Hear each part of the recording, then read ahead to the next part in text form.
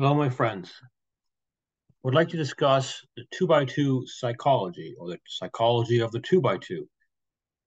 It's very intriguing because this group has massive components of psychological manipulation going on with them.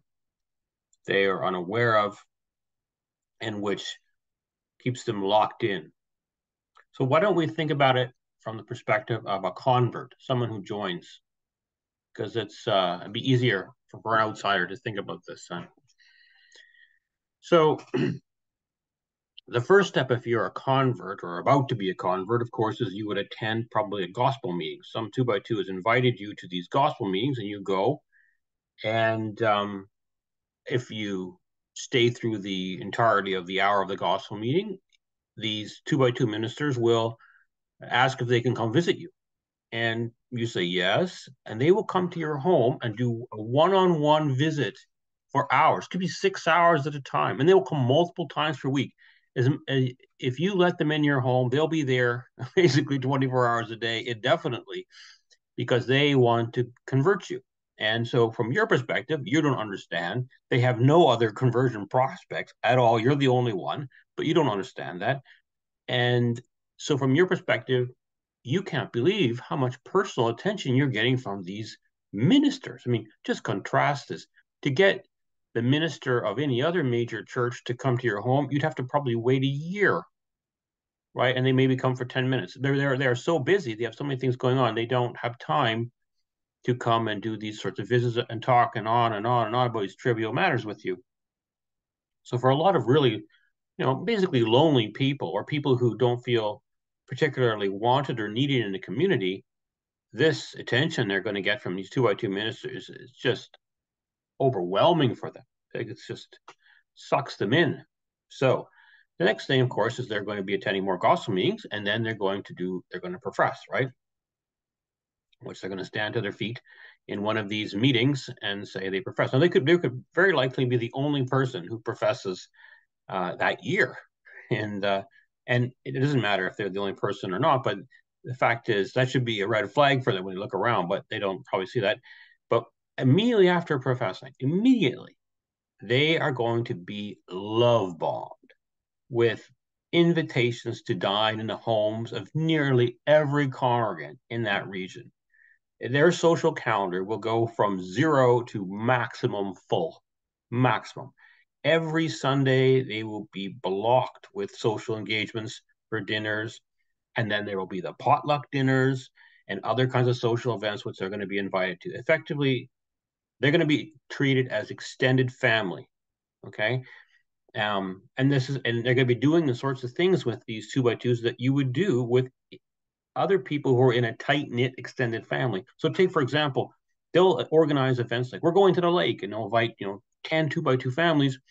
And a couple of families might have boats, and everybody will be using those boats and the water skis and the water play toys, like as if they're all their own family, right? Like you went from being a lonely person in your house, basically, now you're part of this family, like you'd have been a part of this family your whole life, it would seem. I mean, think of that, what that does to a person who's, again, kind of maybe slightly marginalized or slightly feeling lonely. It's overwhelming for them. Now, as you're going to notice that as long as you conform to the behaviors, the norms of behavior and dress, the love bomb will just continue on, right? So if you start cursing or things like that, you'll find out your big social calendar will get very spotty.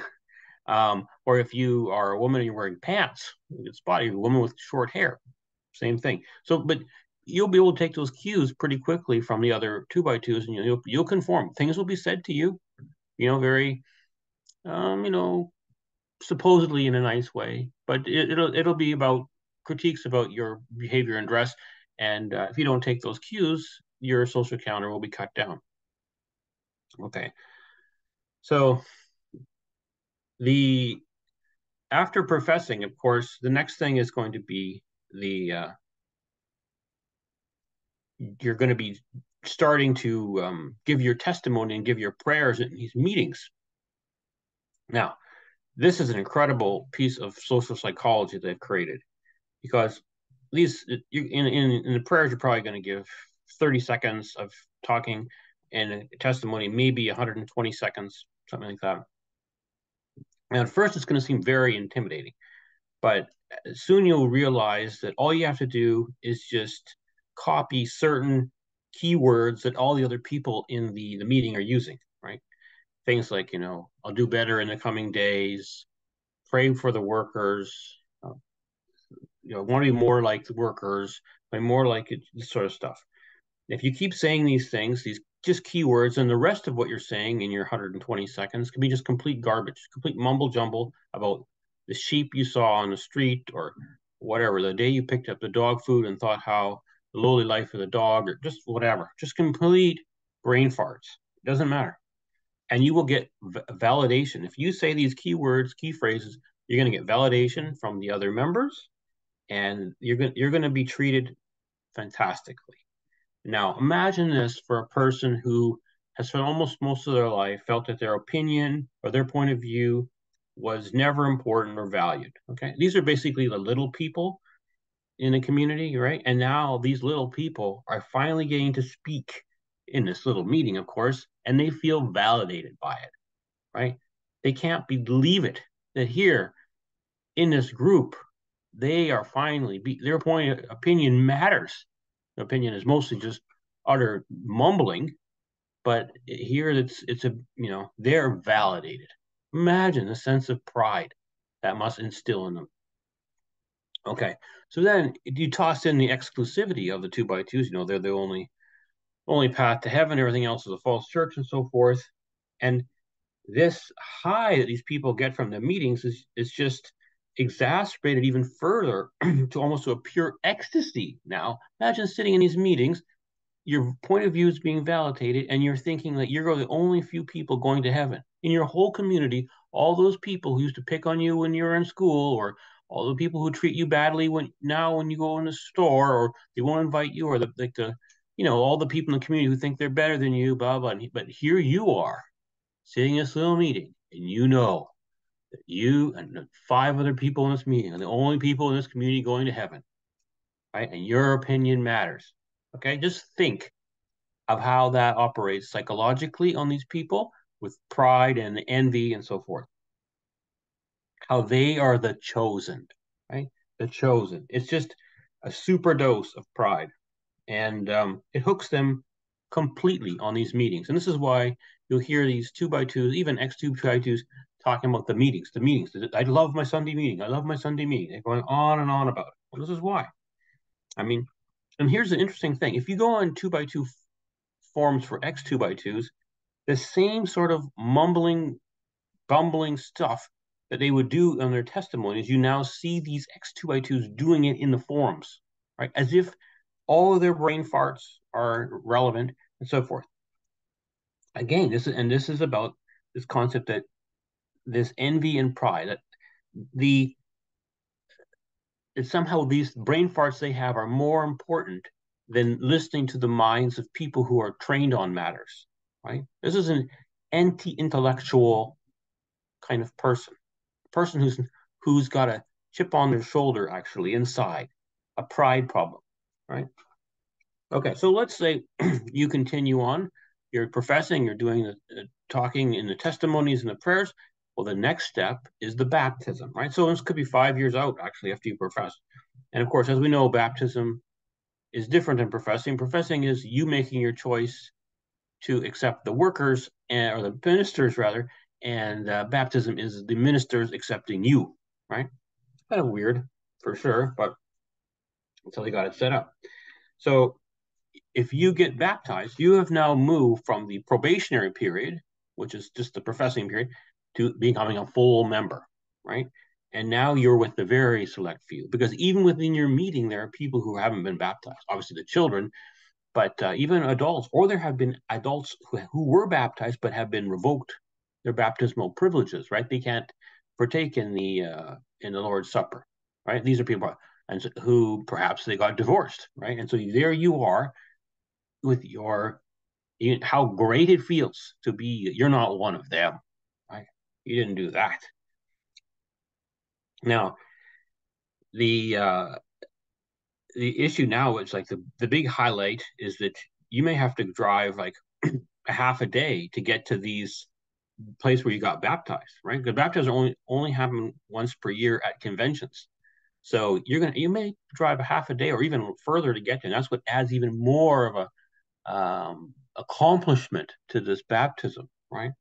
How rare these are and how special you are to get this approval by the workers and by the elders, because the elders have been spying on you during the probationary period and they've been reporting to the workers, what you've been saying in your testimony. Have you been saying the right words, the key words, key phrases, and how, what's going on with your dress?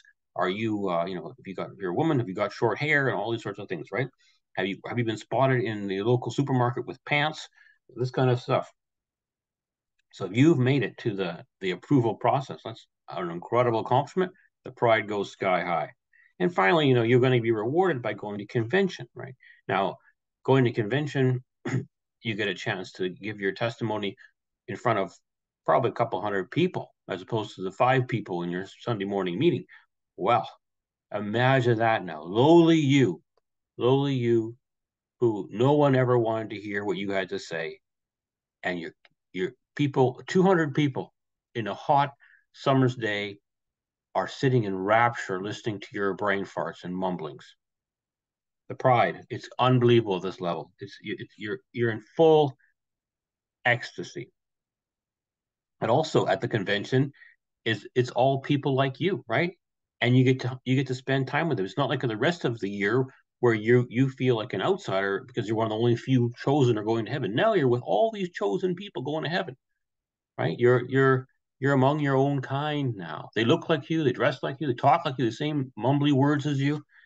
It's amazing. And you've got just rounds and rounds of camper visits because the convention people are camping with campers usually. So you can go from camper to camper with chit chatting and saying how great, the convention's been so far. Well, of course it sounds great. And of course you get food. You get free food, and if someone's doing all the cooking for you and all the cleaning, you can understand why 2x2s try to go to as many conventions per year as possible, right? This is just a highlight of their entire life.